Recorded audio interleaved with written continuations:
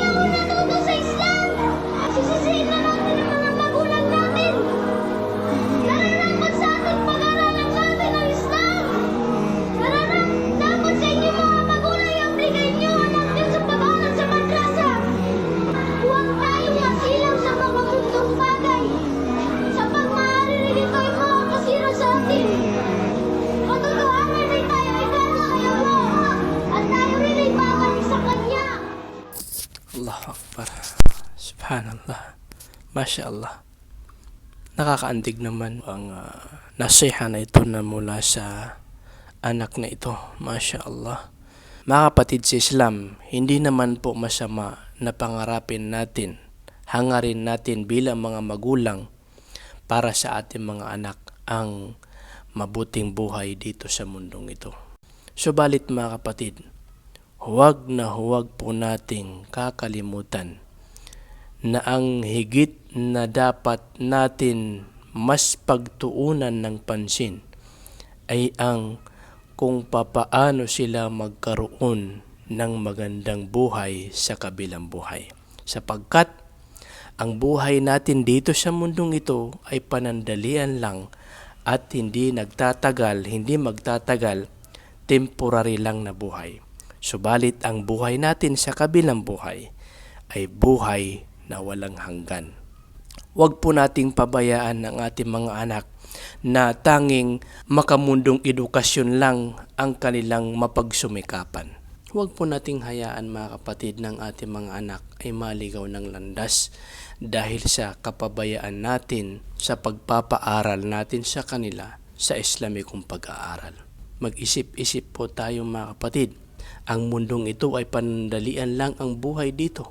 Ang buhay sa akhirah ay walang hanggan na buhay.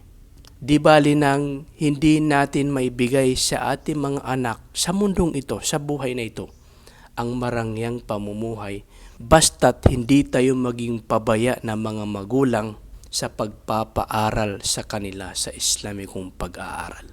Dahil kung maibigay natin sa kanila, masuportahan natin sila at mapagsumikapan natin na maturuan sila sa Islamikong pag-aaral, maihatid natin sila sa mga paaralang Islamiko na magiging dahilan, magiging tulay na maisa sa buhay nila ang Islam sa kabilang buhay mga kapatid sa Islam. Hinding-hindi nila sa atin isisisi. Aking ama, aking ina, nung nasa mundo pa tayo, hindi niyo sa akin ibinigay ang marangyang buhay. Hindi ako nakasakay ng mga magagarang sasakyan. Hindi ako nakahiga ng mga magagandang kotson, mga higaan dahil sa mahirap lang kayo. Bla bla bla. Hinding-hindi nila tayo sisisihin sa kabilang buhay sa pagiging mahirap natin mga kapatid.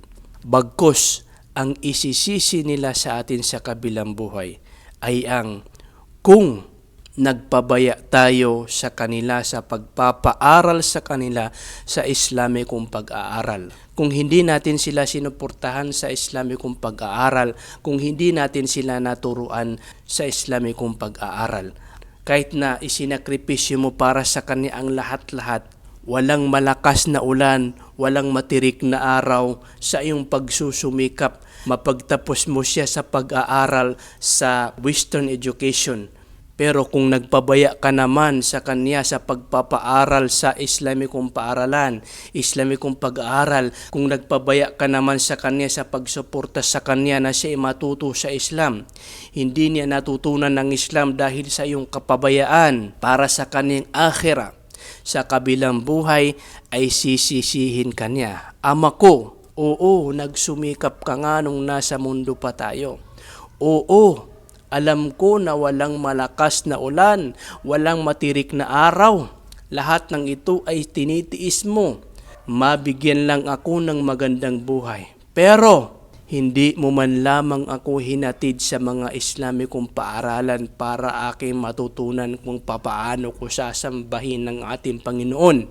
I-disregard nila. Wala silang pakialam sa mga pagsusumikap natin para sa kanila kung ito ay pang makamundo lamang, kung ito ay pang dunya lang na pagsusumikap at hindi natin pinagsumikapan para sa kanila ang pang-akhira na buhay, mga kapatid sa Islam. So mga kapatid sa Islam, sikapin natin na huwag tayong masali sa mga taong magiging kalaban nila ang kanilang mga anak sa kabilang buhay.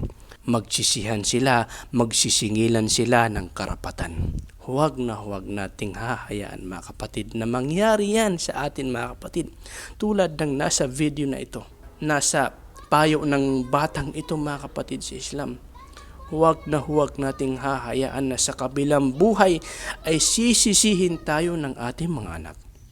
Nakakalungkot lang po, mga kapatid, na marami sa atin ang hindi nila naaatim na makita na nilalagnat ang kanilang mga anak. Pero okay lang sa kanila na kahit na sila ay masunog sa kabilang buhay sa impyerno ni Allah subhanahu wa ta'ala. Allahul musta'an, wal'iyadhu billah. Hindi nila matiis na maghirap ang kanilang mga anak sa mundong ito. Pero okay lang sa kanila na maghirap sila sa kabilang buhay. Wal'iyadhu billah. Kung hindi natin maaatim na sila ay maghirap sa mundong ito, mga kapatid sa Islam, pues mga kapatid sa Islam, dapat mas hindi natin maaatim na sila ay maghirap sa kabilang buhay. So yun po, mga kapatid sa Islam, ang mensahe ko po, mga kapatid, sa mga kapwa ko magulang. Walang masama po na hangarin natin para sa ating mga anak ang makakabuti para sa kanila sa makamundong buhay na ito.